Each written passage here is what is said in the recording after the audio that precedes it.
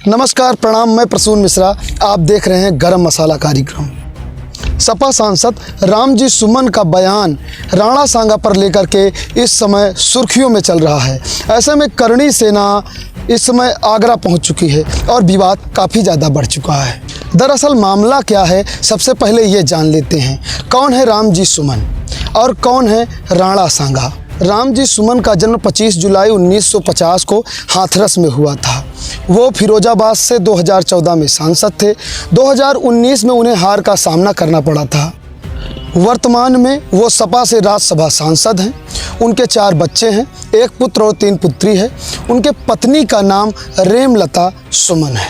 जैसे ही रामजी सुमन ने राणा सांगा को गद्दार कहा, पूरे भारत में हिंदू समाज में विवाद का माहौल फैल गया। सबसे पहले इस विषय की जानकारी ले लेते हैं कि राणा सांगा कौन है। राणा सांगा का जन्म 12 अप्रैल 1482 को उदयपुर के सिसोदिया राजपूत वंश में हुआ था। ये महाराजा रायमल के सबसे छोटे पुत्र थे और कुंभा के बाद सबसे महापराक्रमी राजा थे। कहा जाता है कि 16वीं शताब्दी में सबसे शक्तिशाली राजा थे।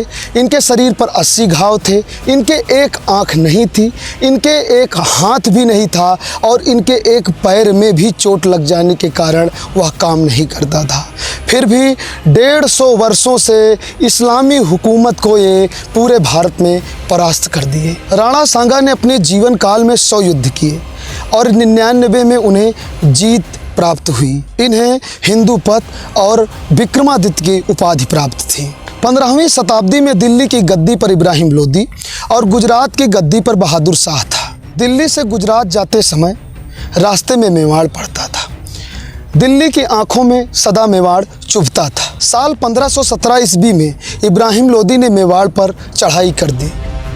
एक हाथ एक आँख न होने के बावजूद भी राणा सांगा ने इस युद्ध में इब्राहिम लोदी को हरा दिया। 2 साल बाद 1519 ईस्वी में मक्कन के नेतृत्व में इब्राहिम लोदी ने फिर से हमला बोल दिया, लेकिन इस युद्ध में भी उसे हार का सामना करना पड़ा।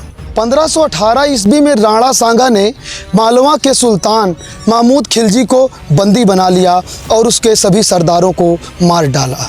5 महीने तक उसको कैद किया, फिर उसको छोड़ दिया। काबुल का बादशाह बाबर और दिल्ली का सुल्तान इब्राहिम लोदी के बीच में 1526 में घनघोर युद्ध छिड़ गया।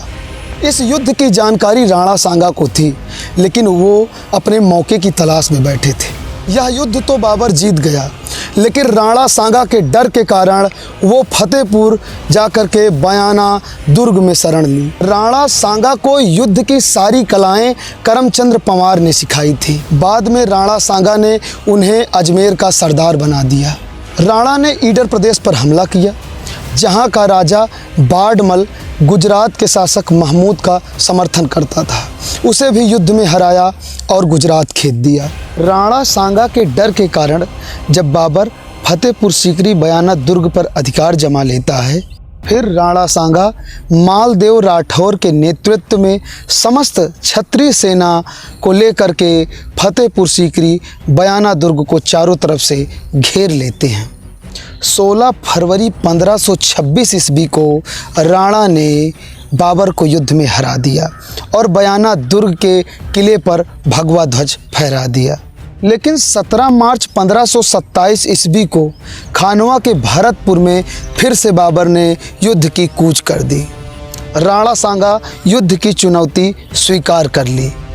अली और मुस्तफ़ा के नेतृत्व वाली बाबर की ये सेना इस बार आधुनिक हथियार और तोपों के साथ मैदान में उतरी, जिसके कारण बहुत से हिंदवी सिपाही पहले ही ढेर हो गए। राणा सांगा क्रोध से बीच मैदान में आ गए। बाबर ने पीछे से हमला किया और एक तीर राणा के लग गई, जिसके कारण राणा सांगा हाथी से नीचे आ गए। तुरंत सरदारों ने घायल अवस्था में राणा सांगा को बसवा ले गए। तुरंत जाला अज्जा ने युद्ध की कमान संभाल ली।